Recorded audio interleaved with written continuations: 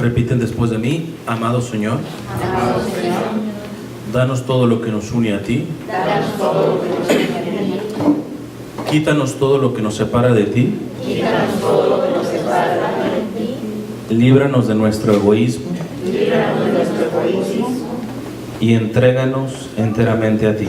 y entréganos enteramente a ti. Que nunca se haga nuestra voluntad, Que nunca se haga nuestra voluntad, sino siempre hágase la tuya. sino siempre hágase la tuya. En nombre del Padre, del Hijo y del Espíritu Santo. Amén.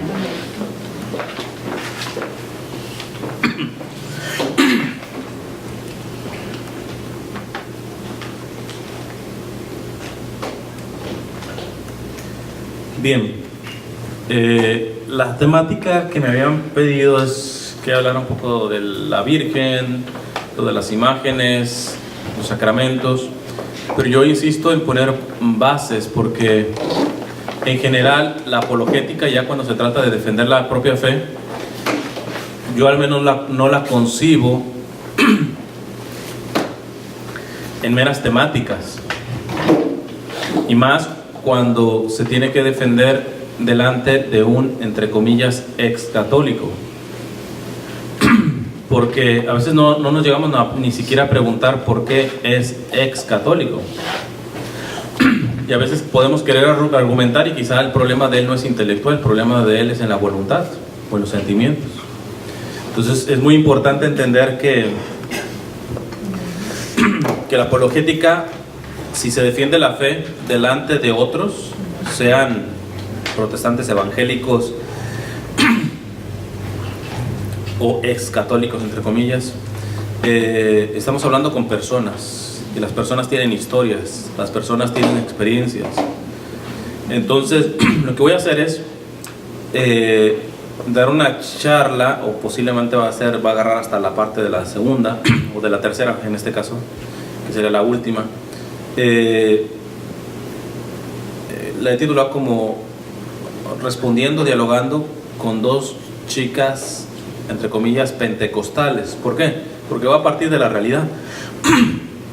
Hace tiempo, yo ahora mismo estoy en Los Ángeles, pero viví también por mucho tiempo en la Florida, y en una de las comunidades que estuve me tocó dar catecismo a niños, creo que tendrían como unos 9 años por ahí, y entre ellos, bueno, era una zona muy mexicana, y yo le tomé mucho afecto a una niña, porque era la única que no era mexicana, era puertorriqueña. De hecho, a veces le hacían un poquito de bullying, porque ella decía, cierra la puerta.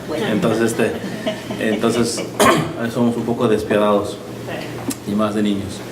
Entonces, pero era una niña muy buena, muy buena.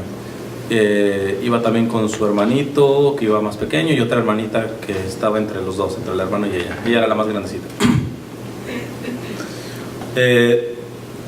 Eso fue hace 2002, por ahí, 2003. Así que esa niña, hoy por hoy ya es una señorita, y su hermana también. Y les había perdido el rastro, pero de pronto cuando gracias a las redes sociales uno las encuentra, pues nada, me di cuenta que ya no eran católicas, sino que eran pentecostales. Ciertamente la influencia protestante y más pentecostal en Puerto Rico es muy, muy fuerte, ¿verdad? Creo que habían regresado un tiempo a Puerto Rico y luego se mudaron a otra parte, al norte del país. Evidentemente por la privacidad pues no voy a decir ni nombre ni nada por el estilo, sino voy a tomar la experiencia de ese contacto, porque se terminó un poquito fragmentando la relación, bueno, duró un poquito, pero realmente fue a raíz de la relación de esta iglesia que profesan ahora, que es ahí donde nosotros les podemos llamar sectas, porque literalmente cortan, no solamente cortan con la religiosidad o el credo que antes tenían, cortan hasta con las relaciones familiares. O sea, hay por ejemplo los testigos de Jehová que literalmente pueden cortar y no hablarle ya al Papa católico, etcétera. No sé si sea en todas partes, pero yo me he encontrado casos así, y así hay muchas sectas, ¿va? Y porque sectar es cortar. Entonces no solamente es que cortan con una iglesia, sino que cortan que a veces con las mismas relaciones. Y eso habla de una realidad que va más allá del hecho de defender la fe. Es un aspecto de caridad. Y en este punto nos ha enseñado mucho el Papa Francisco. Porque el Papa Francisco dice, yo estoy seguro que la unidad de los cristianos no necesariamente va a venir en un congreso de apologética o de teología. Que los teólogos allá trabajenle, que le trabajen, pero nosotros tenemos que comenzar a trabajar en el aspecto de la unión del ecumenismo, y él habla de dos tipos de ecumenismo. Uno es el ecumenismo de la sangre. Él mismo dice, en las partes donde hay persecución, que se mata por ser cristiano, los que matan no dicen, eres cristiano católico, pentecostal, no, ¿crees en Cristo? ¡Pum! Entonces estamos unidos en la sangre del martirio, de alguna manera. Y también en el ecumenismo de la caridad. Por ejemplo, hoy se ataca demasiado, pero demasiado por parte del Estado y del nuevo orden mundial, por ejemplo, el matrimonio, la familia, la vida. Estamos hablando, por ejemplo, en el caso del aborto. Y la mayoría, desafortunadamente ya no todas, las denominaciones que se dicen cristianas, tienen la concepción de matrimonio entre hombre y mujer. Creen que la concepción empieza de la vida, comienza desde la concepción. Y uno dice, ¿y por qué ahora que el monstruo es tan grande, por qué no unirnos en lo que sí estamos de acuerdo? Y en lo demás, ahí vamos paso a paso, sin ceder a la verdad, punto. Porque ese ya sería falso ecumenismo. Que todos nos llevemos bien no importa, da lo mismo ser católico que pentecostal, no da lo mismo. Pero eso no quita de que puedas tener amistades de otras denominaciones para que se pueda trabajar en cosas que sí estamos en común. Para que la voz, por ejemplo, a favor de la vida sea más fuerte, porque no son solamente los católicos, y son los evangélicos, y igual con el matrimonio.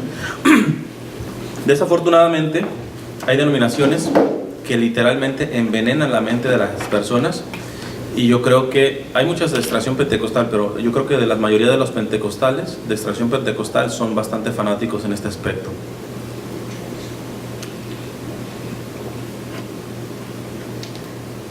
Sobre todo porque empiezan con el discursito de que la iglesia y la ramera, que tantas cosas. Entonces voy a dar esta charla argumentando. Yo lo tenía guardado ahí, algunos comentarios de ellas para poder, porque yo primero con la que tuve en el catecismo, esa niña de 9 años, fue, yo creo, un poquito la más cerradita, y yo creo que la que ha cambiado a los pentecostales, pero tiene una visión todavía un poco más mundana. O sea, es pentecostal ahora, pero en realidad no le veo mucho compromiso. La hermana, sí, la hermana, sí la vi mucho más. La que yo tuve en el catecismo simplemente ya no quiso hablar, porque yo les decía, mira, si hablamos por texto o por Facebook y todo ese tipo de cosas, pues la letra nunca dice lo que la lengua. Yo puedo escribir, de hecho a veces yo escribo cuestiones de defensa y la gente me dice, pero no te enojes. Y yo puedo estar rascándome la panza, pero es que como la letra no dice, ¿cómo estás? Y la cuestión es que yo hablo muy frontal, pues me imagino, no sé, con el cuchillo en los dientes y con una metralleta. Entonces, siempre yo intento que sea el diálogo mínimo por voz. Entonces digo, mira, yo te llamo por teléfono, etcétera. Se quiso cerrar, no quiso. La hermanita me dio un poquito más de entrada en texto, pero también no quiso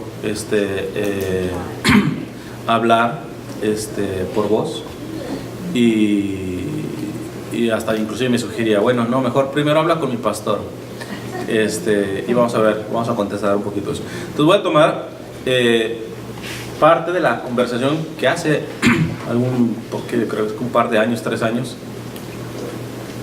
no, yo creo que ya va a ser más, ya va a ser como unos 4 años, que fue cuando las contacté nuevamente, que tuve por texto, y en las respuestas va a haber contenido para verdaderamente formarnos.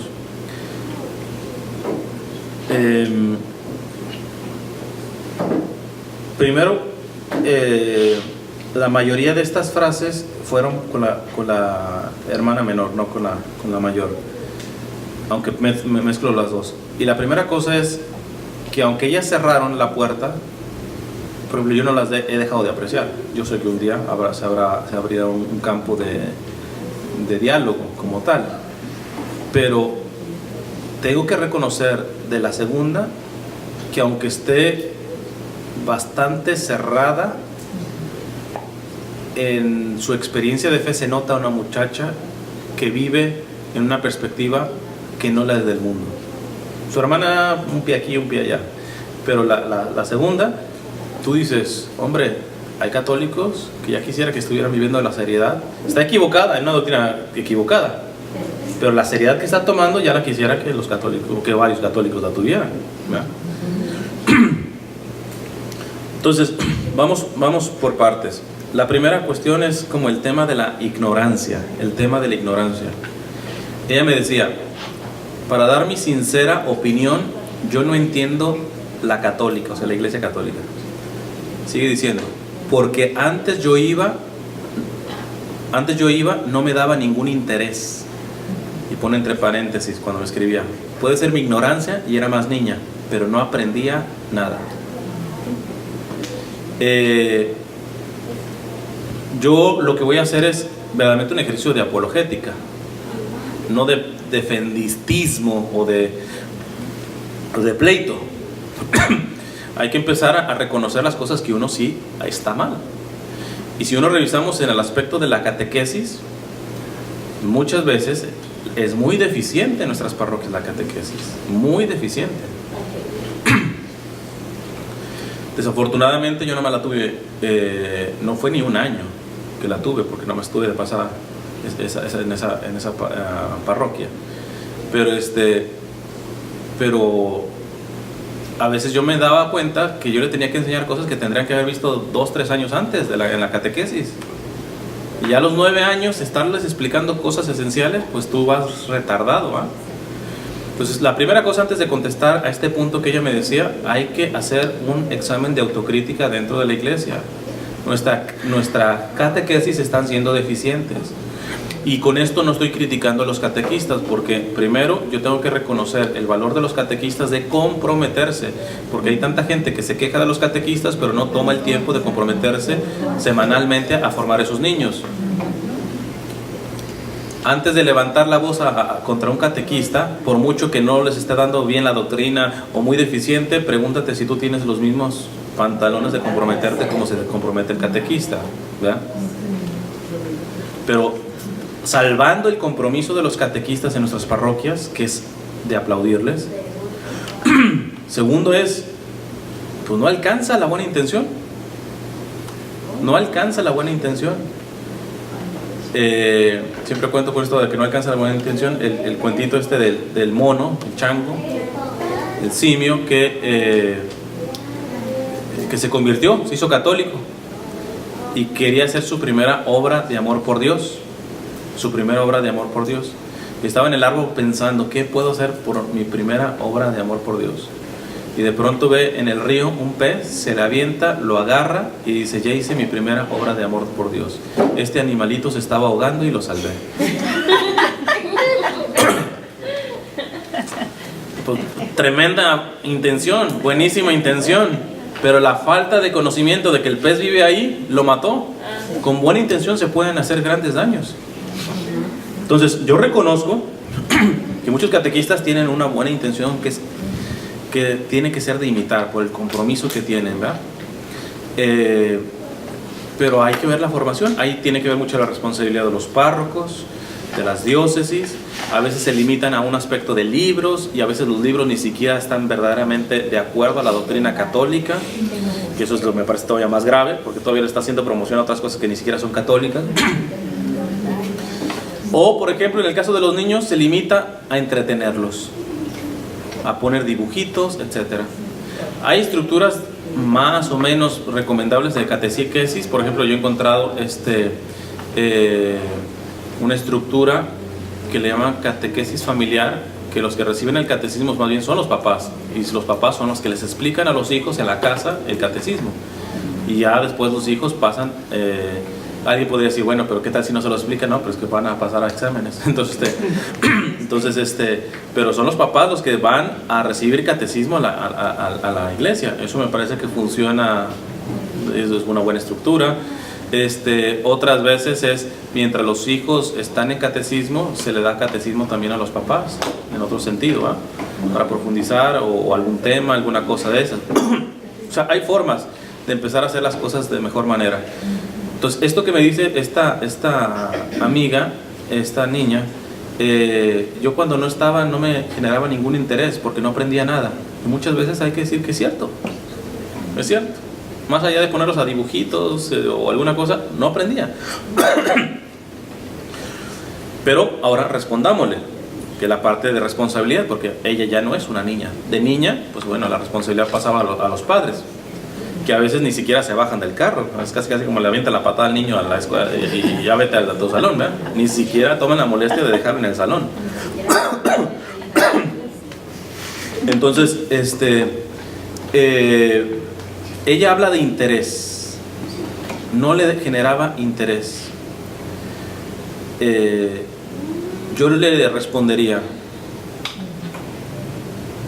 Jesús en el huerto de los olivos le dice: Padre, si es de mí, aparte este cáliz.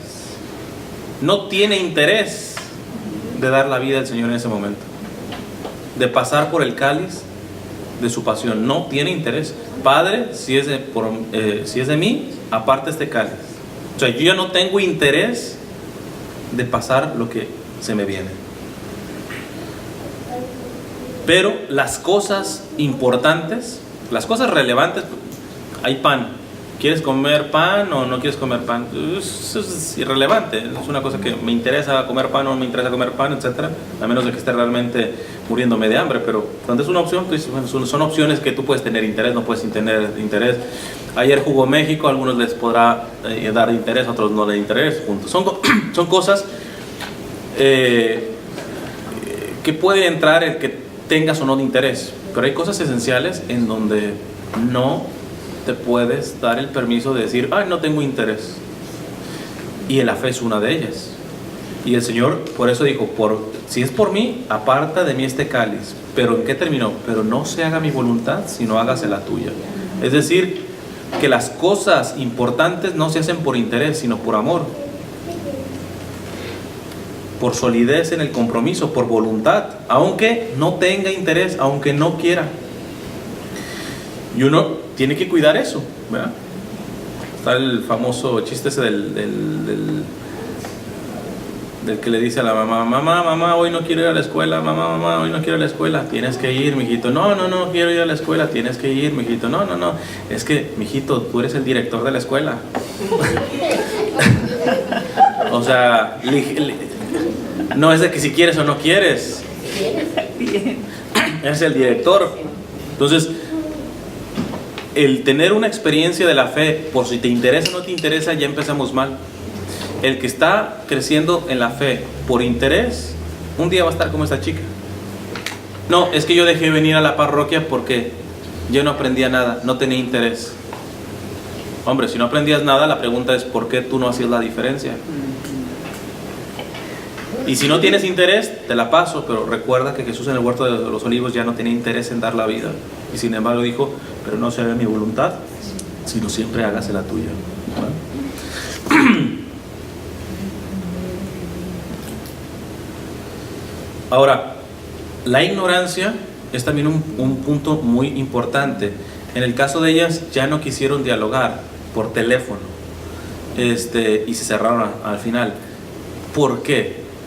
En general es porque hay una inseguridad de no poder respaldar la fe que hoy profesa. Es darle la entrada a alguien que me puede decir algo que yo estoy equivocado, que no estoy seguro. Es eso. Y eso se llama ignorancia vencible.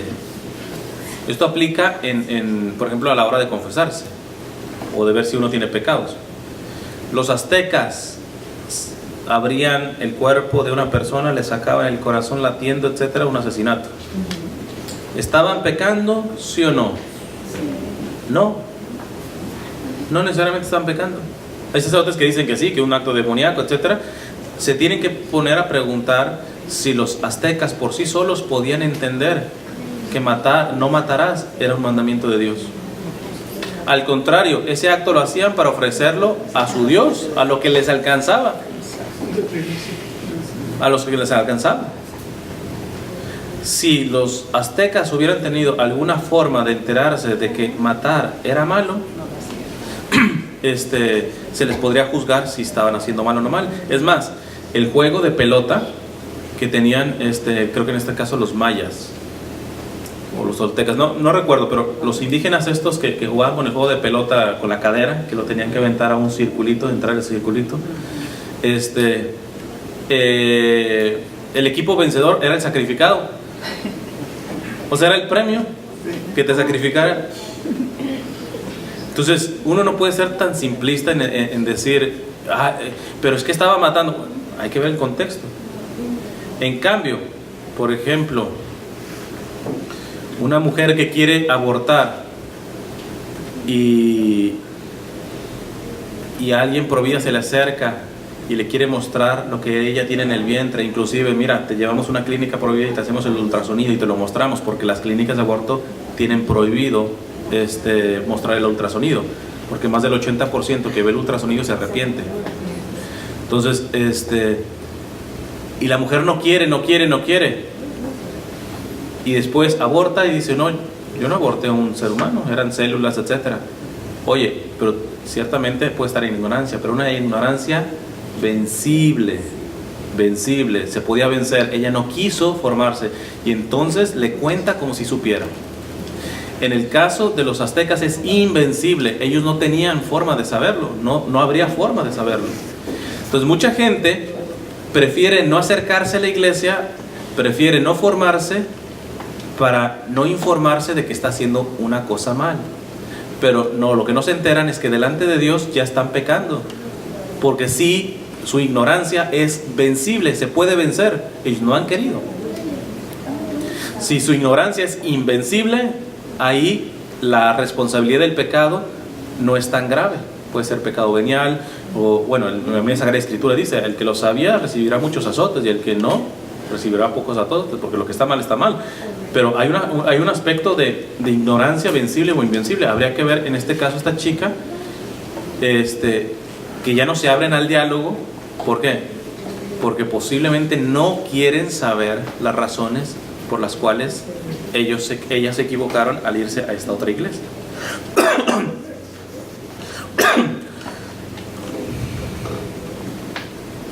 Luego me dice, no es que tema en hablar con otra persona, porque yo le mencioné, le dije, no, esto me huele a que más bien no quieras profundizar. Tú dices que estás súper segura en tu fe, si estás tan segura que le temes, no es que tema en hablar con otra persona, pero no puedo hablar cosas que aún es de aprender. O sea, ella reconoce que está aprendiendo. Si el Espíritu Santo me dirige en hablar, pues ahí sí. El Espíritu Santo le dice, ok, habla con Cristian, pues dale. Tú hablándome a mí, no me haces madurar en el Evangelio, me dice. ¿Cómo podemos responder esto? Si el Espíritu, esto es muy protestante, muy evangélico, porque hay que empezar a diferenciar eso, no son los mismos protestantes que evangélicos. Los protestantes vienen de la mal llamada reforma protestante, luteranos, calvinistas, etc. Generalmente los pentecostales, los evangélicos, todo eso son posteriores. Ellos no se desprendieron de la iglesia católica, ellos se desprendieron del protestantismo. O sea, están peor en ese sentido. Entonces, y sacan mucho eso. El Espíritu Santo me guía a mí directamente. El Espíritu Santo me revela. Si el Espíritu Santo, ellos pentecostales, eso siempre es el Espíritu Santo, el Espíritu Santo, el Espíritu Santo. Ciertamente el Espíritu Santo tenemos que inclusive invocarlo. Es el que nos da el discernimiento necesario en la vida cristiana. Pero ¿cuántas veces estamos haciendo al Espíritu Santo como una mera estrategia para poder cerrarse? Para que justifique lo no justificable. Me explico. Yo le preguntaría, ok, a ti te tiene que venir el Espíritu Santo a decir si quieres hablar o no quieres hablar conmigo. O sea, tú tienes el privilegio de que venga el Espíritu Santo, de que pueda hablar por ti el Espíritu Santo, pero el Papa no, ni yo tampoco. ¿De qué depende tener o no tener el Espíritu Santo? Y ahí hay una cantidad de respuestas divagatorias. No he encontrado una sola en donde tengan solidez en ese sentido. Se creen propietarios del Espíritu Santo, dicen que es por el Espíritu Santo, pero si tú dices que el Papa habla por el Espíritu Santo, no, ahí no aplica. ¿Por qué no aplica? Al menos ella no me supo contestar. No me supo contestar. Le digo, ¿por qué tu pastor si tiene el Espíritu Santo y el Papa no? ¿Por qué tú tienes el Espíritu Santo y el Papa no? ¿Por qué el Espíritu Santo te puede venir a decir, a querer hablar conmigo, cuando yo te puedo decir, es el Espíritu Santo quien me está diciendo a mí que hable contigo? Son dos Espíritus Santos, el mío está equivocado, porque aquí hay una contradicción. El tuyo dice que no, el mío está diciendo que sí. ¿Quién tiene la razón? ¿Cómo investigamos que esto es el Espíritu Santo? Y no tenía respuestas. Si hubiera tenido respuestas, pues se profundiza más. Pero no tienen respuestas. Entonces es retórica nada más lo que se van aprendiendo. Es pura retórica lo que se van aprendiendo. Entonces ella me dice, bueno, ahí fue donde me salió, habla con mi pastor. Le digo, pues listo, hablamos con tu pastor. Nunca me pasó el teléfono al final. Digo, dame el teléfono, o que él me llame, etcétera. Yo no tengo problema en hablar con tu pastor, pero yo lo único que te pregunto es, ¿cuándo te llegaron por primera vez los pentecostales? Tú le dijiste, habla con el sacerdote, habla con mi obispo, o más bien los pasaste y escuchabas.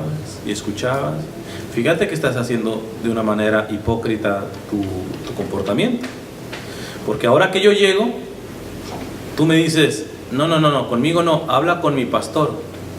¿Por qué no hiciste exactamente lo mismo cuando, siendo católica, te llegaron los pentecostales y le hubieras dicho, no, conmigo no vas a hablar, habla con mi sacerdote o habla con mi obispo? No digo que eso sea lo mejor, ahorita voy a explicar por qué, pero mínimo un poco de coherencia. Un poco de coherencia. No quieres, o sea, te lo aseguro que si yo tuviera un poco menos de formación, ahí sí tú hablas conmigo, porque me vas a ver como una posible presa para llevarme para tu rancho. Pero como sabes que sin ser el más formado, pues no es que esté muy desinformado, el diálogo entre tú y yo, posiblemente tú ya vas percibiendo que puedas salir perdiendo, ¿eh? Porque no puedas dar razón de la fe que hoy profesas.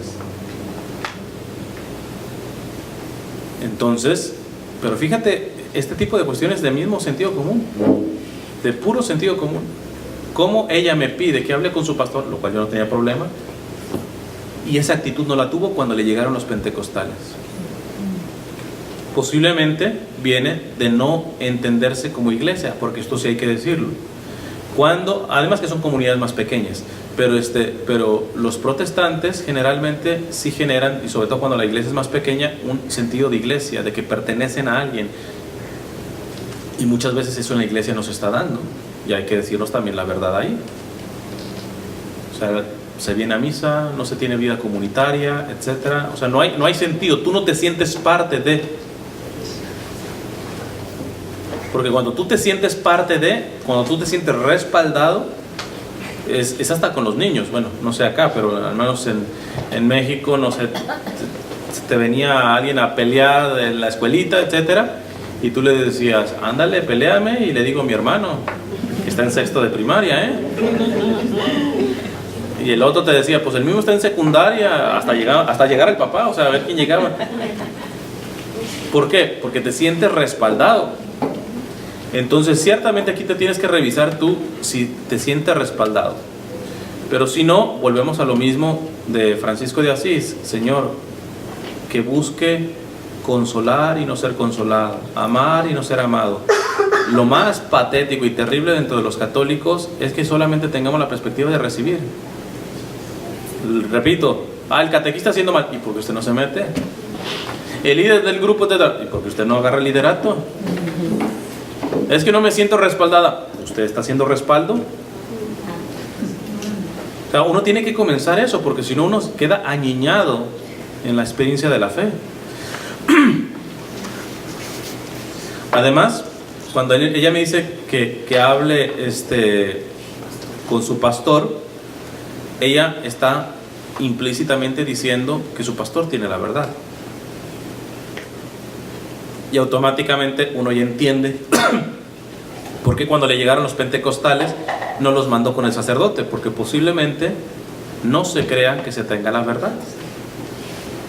Y ahí conecto nuevamente con la catequesis, y porque posiblemente ni siquiera se está formando en eso. Hay católicos tan irresponsables que sí llegan a decir, es que hay que reconocer que nadie tiene la verdad. Hombre, si es así, ¿qué haces como católico? Si tú no crees que la Iglesia Católica es el depósito de la verdad, el depósito de la fe, la única iglesia fundada por Cristo, sobras. Lo que estás concluyendo es que en cualquier parte puedes encontrar la verdad, y eso es un error gravísimo, porque el mismo Señor dijo, yo soy el camino, la verdad, no una verdad, la verdad y la vida. Y para estar en el Señor tienes que obedecerlo, y si lo obedeces tienes que enterarte que Él fundó una iglesia que dejó como cabeza a Pedro, etcétera, y se podría argumentar todo esto ya después, pero el punto está que como tú como católico estarás a un paso de tomar las decisiones como de estas chicas, cuando tú estás relativizando la verdad. Ciertamente a mí no me gusta decir que los católicos tenemos la verdad. A mí me gusta más la manera como lo plantea el Papa Benedicto. Él dice, no es que nosotros tengamos la verdad, es que la verdad nos tiene a nosotros. Porque cuando uno dice, yo tengo la verdad, uno se imaginaría así como que la tiene guardada aquí en la bolsa. Pero la verdad es Cristo. Es decir, es más grande que yo mismo. Más grande que yo mismo. Entonces no es tanto que la Iglesia Católica tenga la verdad, sino que es Cristo quien tiene la Iglesia Católica. Es al revés. Por eso la Iglesia Católica tiene fundamentos, pero uno cree que los dogmas son rígidos. Y no, los dogmas no se cambian, pero son dinámicos. Son dinámicos. ¿Por qué digo esto? Porque ahí es donde entran en problemas precisamente los protestantes. A veces ni siquiera se necesita dar citas bíblicas, puro sentido común. Sobre todo cuando te salen, ¿dónde dice la Biblia que esto? ¿Dónde dice la Biblia que María fue asunta al cielo? ¿Dónde dice la...? Y yo a veces, si me lo ponen por Facebook, y digo, ¿dónde dice la Biblia que tienes que tener perfil de Facebook? No, eso es diferente. No es diferente. Estamos de acuerdo que Cristo tiene que estar en todas las áreas de la vida y las decisiones las tienes que tomar. Por eso este postulado de la sola Biblia no aplica, porque ellos son incoherentes en esta parte. Nosotros sabemos que no nos basamos solamente en la Biblia. Es la primera fuente, la Sagrada Escritura, la tradición apostólica, y fruto de esto el magisterio. Y es en el magisterio, por ejemplo, en donde se ve el dinamismo de la fe, que no es algo anquilosado. Por ejemplo, una vez encontré en un noticiero que estaban diciendo, la Iglesia Católica ha agregado un pecado más a la lista de pecados. Hackear, para los que no sepan, es meterse a la computadora, robar contraseñas, etc. Nuevo pecado, no, eso es robar, y robar ha sido siempre, pero ahora robar aplicado a la tecnología. Y por eso la iglesia hace un discernimiento sobre esto para crear, oye, si eres un hacker, estás robando. No es que hackear sea un nuevo pecado, sino es el pecado acoplado a una realidad concreta. Y los protestantes pues entran en problemas con eso. ¿Por qué? ¿Qué dice la Biblia de la clonación? Nada, explícitamente nada. ¿Qué dice de los anticonceptivos tal cual los concebimos ahora? Nada. Explícitamente nada. Pero cuando ves la Sagrada Escritura acorde a la tradición apostólica, que es básicamente esa fe de los apóstoles, también la patrística, que los sucesores de los apóstoles, Por eso nosotros creemos en la tradición apostólica, que menosprecian terriblemente y gravemente los protestantes y los evangélicos. Porque tradición, uno se imaginaría como, no sé, romper la piñata para los mexicanos. No se estaba tratando de esa tradición. Tradición viene de traditio, que significa entrega. Es decir, la tradición apostólica es lo que nos han entregado los apóstoles a través de los sucesores de los apóstoles. O sea, no hay cosa más regocijante que entender que la fe que nosotros profesamos es la que estaban profesando los primeros cristianos. ¿En qué puede ser diferente? Pues en las problemáticas, porque en los primeros siglos había realidades que hoy tenemos. Y había realidades que, por ejemplo, la esclavitud era una parte. San Pablo habla de la esclavitud y en cierta parte hasta la justifica. No le ve problema. Pero tú no te pones en el contexto de ese tiempo. Hay un principio básico en cuanto a la historia. A la historia se juzga desde la historia. Si tú ves a una persona hoy, 2016, que hace del baño en una letrina o en un arbolito, ¿tú qué dices? Pues debe ser muy necesitado, o sea, que no pueda tener ni en su casa un baño, un inodoro. ¿Y qué te puedo decir? Si en la Edad Media los reyes hacían o en un arbolito o en una letrina. No, pero para ese tiempo eso era lo más... ya ves que es importante. Porque si juzgamos a la Edad Media le podemos decir cochinos, etcétera. Espérate. Hay que ver los contextos en este sentido, ¿eh? Hay que ver los contextos. Entonces es importante entender el crecimiento de la fe y la apologética, no solamente en el hecho de defender doctrina. Por eso, tanto en la moral como en la teología no se pueden desvincular las cosas. Les acabo de mencionar en la charla pasada, por ejemplo, lo del aborto, y cómo unos se quedan simplemente defendiendo al bebé no nacido y después les vale queso el pobre, el inmigrante, etc. Eso está mal, eso no es la visión católica. La moral tiene que estar vinculada siempre. Igual la teología. Alguien que defienda el dogma y no lo vincule al aspecto pastoral, se equivoca. Es simplemente un sabiondo que da la regla, etcétera, un fariseo. Tiene que verse los contextos pastorales también. Los contextos pastorales. Por ejemplo, en los colores litúrgicos, el blanco es de gozo, ¿verdad? Es de gozo. Pero en muchos países asiáticos el blanco es luto. Ellos a los funerales van de blanco. ¿Será que ellos van a entender el blanco en el sentido que la iglesia lo quiere estar dando? No.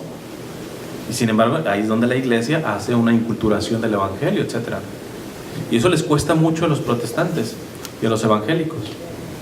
No pasan. Por eso ha habido ya denominaciones que aceptan el matrimonio gay o aceptan los anticonceptivos, etc. Porque dependerá de qué, del pastor de turno que les diga que está bien y que está mal. Nosotros no. Nosotros tenemos que salvar. Más bien, nosotros podemos detectar si hay obispos o sacerdotes que nos están dando doctrina que no es la católica. ¿Por qué? Porque la doctrina católica ya está establecida. Lo que tiene que uno empezar a discernir, que eso es lo que hacen los obispos en los sínodos, en los concilios, es activar el dinamismo de la doctrina a los tiempos que estamos viviendo, que no significa cambiar la doctrina. No significa cambiar la doctrina. Entonces esta chica me dice, habla con mi pastor, asume que el pastor tiene la verdad, pero una verdad verdaderamente subjetiva, es la verdad del pastor, porque automáticamente si hubiera hablado con el pastor, a mí me hubiera gustado irle preguntando para atrás y para atrás y para atrás para entender de dónde nace el pensamiento del pastor. Y vamos a encontrar que otro pastor y otro pastor y otro pastor, y vamos a encontrar que por ahí estaba ligado a la iglesia católica y se molestó con alguien, etcétera, y ya de pronto salió otra cosa. Nosotros, si vamos detrás, atrás, llegamos a las primeras comunidades, a la patrística, a los sucesores propios de los apóstoles.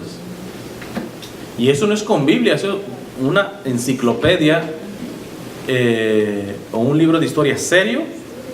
Nosotros podemos probar que desde el Papa Francisco Hasta Pedro, hay una conexión. Hay una conexión. Ahora bien, ¿cuál es uno de los errores con esto? Ella me está diciendo, habla con mi pastor, porque sabe que se quiere quitar el tiro de no dialogar o argumentar conmigo. Pero les repetía, si hubiera sido una persona que ella detectara con menos formación, ahí sí, seguramente habla y empieza a hacer el proselitismo. ¿Qué pasa? Que muchas veces en las casas católicas he visto que en las puertas tienen así un letrerito que dice no aceptamos propaganda protestante, etcétera. Eso automáticamente me hace entender que los que están adentro de esa casa son los cobardes, que no pueden argumentar su fe. Entonces es mejor que se enteren de mejor ni toque aquí a la puerta, porque yo no quiero argumentar, no estoy preparado para argumentar, vaya con otro. Y así más te van a tocar, porque ellos no son tontos, ellos saben que cuando les pones ese letrerito, la cosa es de que los que están allá adentro no están firmes en la fe. Por eso insistirán y te torearán y te verán de alguna manera. No estoy haciendo como una presunción mía, ¿va? Pero es simplemente por anécdota. Me acuerdo, por ejemplo, cuando estaba en la Florida, a veces en el metro, en el caso de Miami, como es por arriba, en Miami no se puede hacer nada por abajo, es pura agua. Entonces todo es por arriba, el metro. Entonces bajo y en ciertas estaciones siempre estaban los testigos de Jehová. Y al principio sí, se te lanzan, pero les empieza a responder. Y se iban yendo. Y me da mucha risa porque esos días tenía que ir a a esa parte, entonces estaba llegando con frecuencia a esta estación del metro y nada más me veían llegar y ¡córrele! se iban, menos uno que era terco, pero a diferencia de estas chicas y a diferencia de sus demás compañeros testigos de Jehová, tenía capacidad de poder encontrar una cosa en común, que es la amistad. Nos hicimos amigos. A partir del cerrado, etcétera, verdaderamente lavado del cerebro, con la doctrina que le ponían, pero tenía la madurez mínima de poder dialogar, relacionarse. A veces inclusive ya terminamos hablando de otra cosa que no es de fe. Y los otros, no, córrele. O sea, me veían. Pero era chistoso porque yo bajaba, etcétera, y ellos me veían y nada más quedaba ese, que era el único con el que platicábamos, ¿no? Entonces, hay que empezar también a ser autocríticos y entender que nosotros a veces somos esos que corren, ¿no? Que no estás bien formado y que necesitas formarte, sí. La mala pregunta es, ¿te estás formando? Porque si no, te la vas a pasar así, corriéndole, sacándole.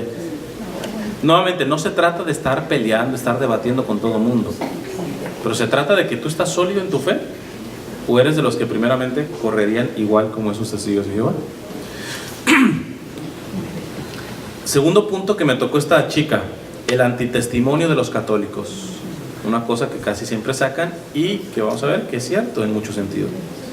En palabras de ella me decía, cuando iba yo, o sea, a la iglesia católica, me daba cuenta que muchos iban por ir ese día y después afuera de la iglesia seguían como si nada. Bebían, hacían fiestas y cosas mundanas. Yo que estuve en esa comunidad sabía que sí era cierto. Sí era cierto. Es más, hasta en cosas me parece que hasta graves, porque el sacerdote que se tenía era muy bueno. Ahorita voy a argumentar con él. Pero, por ejemplo, yo daba también charlas de prebautismales. Y una de las cosas es que, sabiendo el respaldo del sacerdote que tenía una visión verdaderamente de pastor, esto como dice el Papa Francisco, que golía oveja, hay parroquias que literalmente casi lo que están haciendo es cobrando los sacramentos, cuando un sacramento no se compra, ni todo el dinero del mundo, ni toda la creación, yo no digo el planeta Tierra, ni toda la creación paga un solo sacramento. Lo que pide la iglesia es un estipendio propiamente para la ayuda propiamente de la iglesia. Hombre, la luz, ahorita estamos con el aire, etcétera. Eso no es gratis. Es la responsabilidad de nosotros para con la iglesia. Al punto de que si hay una persona que no tiene para dar esa donación a la iglesia respecto al bautismo, un sacerdote no puede negar un sacramento por razones de dinero. Nunca. Es gravísimo. Y si llega a pasar, hay que denunciarlo al obispo, ¿no? Y si el obispo hace caso, inclusive al Vaticano. Eso es grave, estar comerciando con los sacramentos. Pues acá no, acá el padre hasta de generoso se pasaba. Pero a veces pasa la línea de generoso y yo le decía, padre, aquí ya le están viendo la cara. Y él siempre decía, pues prefiero que me vean la cara, ser muy rígido. Pues listo, padre, pero yo tengo que empezar a defender esta parte. ¿Por qué? Porque él decía, si ustedes no tienen para pagar lo del bautismo y el padre saben que se los va a dar, no pague nada, y después te enterabas el fiestón que habían hecho de bautismo. Esto lo vio esta chica. ¿Y quién hubiera creído que ese tipo de testimonios de católicos terminan fragmentando poco a poco la fe de una niña? Posiblemente hasta de tus propios hijos, que no ven coherencia en ti, que ven una tacañería en apoyar a la iglesia, pero después tú ves que gastan en otras cosas que no son necesarias, que muy bien dentro de la iglesia y después te emborrachas. Entonces ese tipo de cuestiones tenemos que empezar a ser autocríticos. ¿Por qué? Porque es muy fácil decir, esos protestantes, católicos, se equivocaron, etcétera, todo eso. Pero ¿qué tal si empezó a nacer esa equivocación con tu propio testimonio? Antitestimonio, tendremos que decir más bien.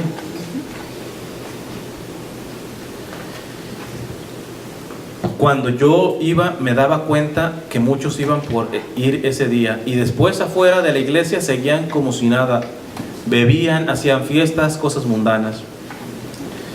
Sigue diciendo ella, y la Biblia dice que los borrachos no entran al reino de los cielos, porque menciona la parroquia, no lo voy a mencionar, en la misma iglesia vendían bebidas alcohólicas y hacían fiestas de Halloween, y eso es diabólico.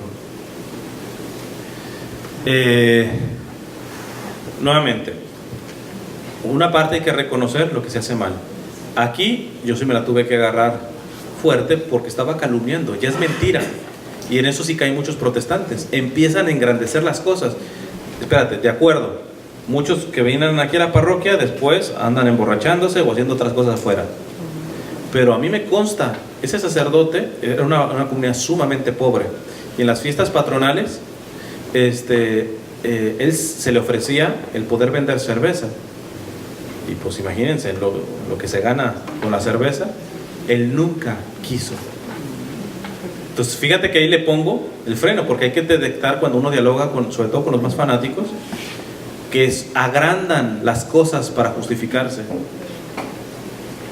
Y yo la agarré, espérate, ahorita argumentamos en lo demás, pero en esto este sacerdote nunca aceptaba bebidas alcohólicas. Ahora, la cuestión está, he visto, yo como misionero andaba arriba y abajo, he visto parroquias que sí venden alcohol, sí, y lo venden por saber que tienen dinero. ¿Cuál es la única matización que yo hago? Sí, yo he visto parroquias que la mayoría son, no sé, europeos, irlandeses, alemanes, etcétera. Hombre, los alemanes toman más cerveza que agua. Es el agua de ellos, literalmente. Por lo mismo, ves en la mayoría, en un 99%, que no se emborrachan. Asimilan más fácil el alcohol, es algo más cultural, etcétera. Pero hombre, cuando la parroquia que está vendiendo alcohol está lleno de latinos, ahí sí he visto, y sería mentira decir que el alcoholismo no es un problema en la comunidad latina. Es un problema y grave. Y que en la propia iglesia no les ayuden a eso, más bien sean foco de tentación, pues sí, ahí hay que pedir perdón. Hay que decir, ahí no estamos haciendo bien las cosas. En este caso le puse el freno porque estaba mintiendo en este sentido, ¿no? La fiesta de Halloween, sí, es otro tema Ya después en mi página la voy a dar la información. Tengo bastantes charlas sobre esto del Halloween, por qué no lo apoyo, etcétera. Pero en eso, pues sí, la verdad que uno va contracorriente, ¿verdad? Porque en la mayoría de parroquias a veces se festeja Halloween y todo ese tipo de cosas, ¿verdad? Y entonces estos que están más fanatizados en este sentido lo detectan y dicen, ¿y verdad que hacían fiesta de Halloween? Y ahí yo decía, sí. Pero yo al menos me limpio las manos porque el grupo de jóvenes yo les decía, yo no participo de eso. No, pero ¿qué es eso? Yo no participo de eso. No es que uno se vuelva puritano, uno que tiene que ser coherente. Hasta las fiestas patronales, en esas deja de ya de que haya sido fiesta de Halloween, de lo que sea, la música que se pone. Música de letras obscenas, ya sea de corridos, reggaetón, etcétera, y esa es la fiesta patronal. O sea, hay que entender que eso, para una persona que ya va teniendo mayor criterio, como esta chiquita, pues evidentemente dice, pues ¿cómo voy a participar de eso? ¿Cómo voy a participar de eso? Hay que empezar a no justificar lo injustificable. Sin embargo, ¿cómo la podemos frenar a esta chica? Sin justificar lo injustificable, habría que preguntarle si los 12 apóstoles eran perfectos. ¿Pedro era el mejor ser humano que existía? No, y a él le dejó la iglesia. Hombre, uno entendería de cómo se trabajan las empresas, tú dices al director tiene que ser súper cualificado, súper bien, etcétera. No, hombre, Jesús se la dejó a uno que le negó 3 veces, que siguió cometiendo debilidades. Pablo lo regaña en una de sus cartas, porque aceptaba a todos, a los que venían del paganismo, a los gentiles, pero después, como había un sector más judaizante, cuando llegaron, pues sí ya no le hablaba a los gentiles, y Pablo dice, ¿qué es esa doble cara? Ahorita sí, y ahora nada más porque vienen estos, ya le decía. O sea, Pablo al primer papa lo corrigió en ese sentido.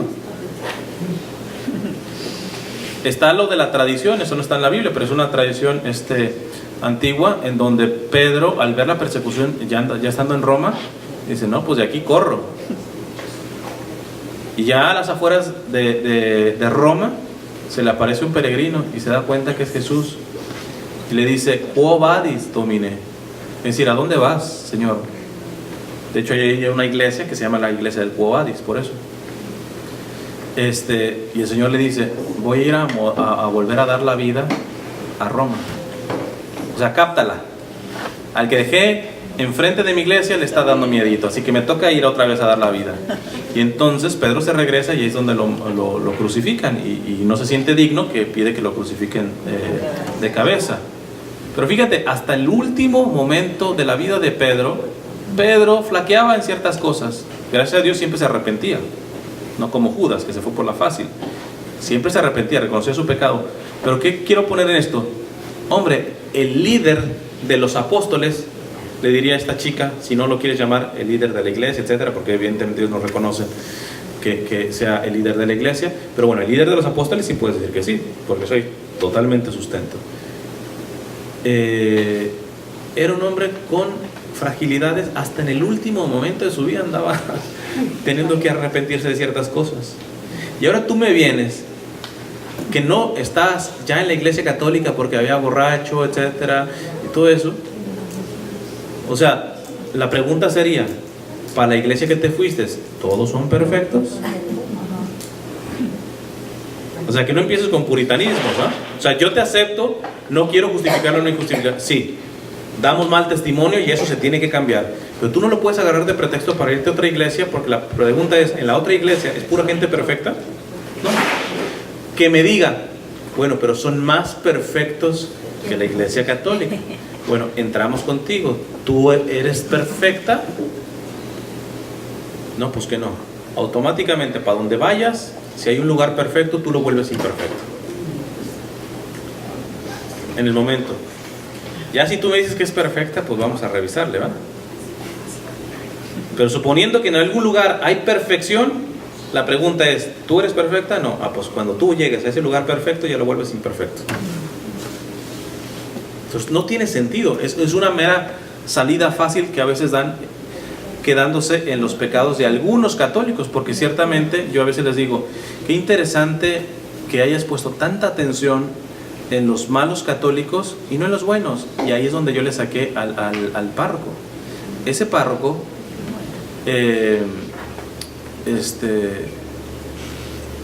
no es mexicano, es de otro país de Latinoamérica. Dio la vida por esos inmigrantes, increíble. Hasta México le dio un premio nacional a este sacerdote. Es un sacerdote, la parroquia es sumamente pobre, que daba hasta de su propio dinero para ayudar al inmigrante, etc. Ya anciano y de parroquias aledañas, iban otros grupos a pedirles que confesaran en sus retiros. ¿Por qué? Porque sus párrocos, no, que están muy cansados, que ya mañana tengo que oficiar misa. Y este viejo nunca se rajaba. E inclusive a mí me decía, si alguien toca, no había horario, si alguien toca, me despiertas. Hay de ti si me doy cuenta que les dijiste que estaba descansando, que no me molestaran, alguna cosa.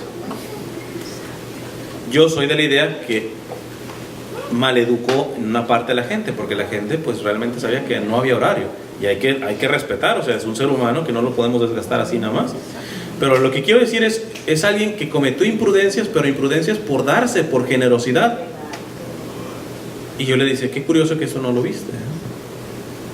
No, yo sí sé que él es un buen cristiano. Es bueno, ok, pero eso no te alcanzó.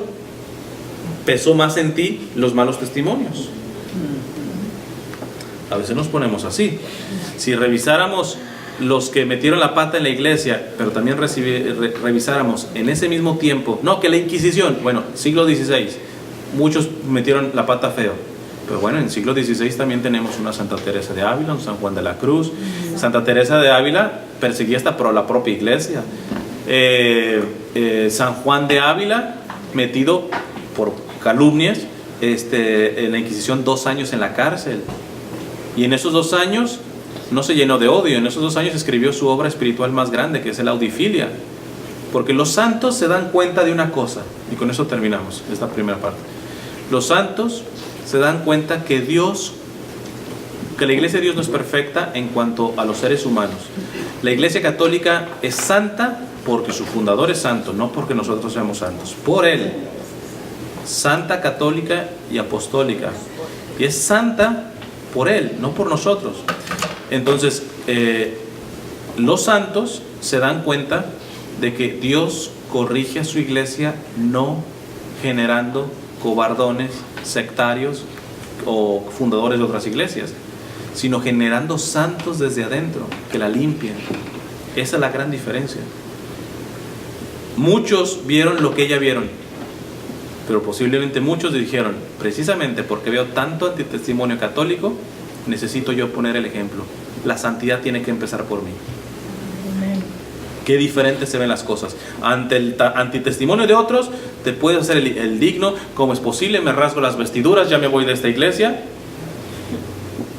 Pero los verdaderamente católicos se dan cuenta que Dios corrige a su iglesia generando santos desde adentro que la limpian, no con cobardones o sectarios que avientan piedras desde la iglesia de enfrente. Entonces uno tiene que meditar siempre eso, porque ante testimonio, escándalo, en la iglesia siempre va a haber, y es injustificable, porque puede haber unos que lo quieran justificar. No, hay que decirnos la verdad, lo que está mal, aún esté dentro de la iglesia, hay que decir que está mal, punto. Pero lo que yo tengo que entender es que la manera de limpiar eso, principalmente Dios lo pide que sea con la propia santidad. Hay una cosa que siempre le digo a los ex católicos, les digo ex católicos entre comillas, inclusive el título de esta charla que le pongo con 2 chicas pentecostales también le pongo entre comillas, porque ellas, aunque estén en la iglesia pentecostal, seguirán siendo católicas en el sentido de que están bautizadas, y el bautismo imprime carácter, es decir, no se borra. Así que ellas, no, acá me bautizaron, mijita, allá te remojaron nada más, porque bautizada quedaste en la iglesia católica, y eso imprime carácter. Más aún, tienes que revisarte, porque tendrás que dar testimonio de eso que recibiste y que es inviolable, como es el bautismo, ¿verdad?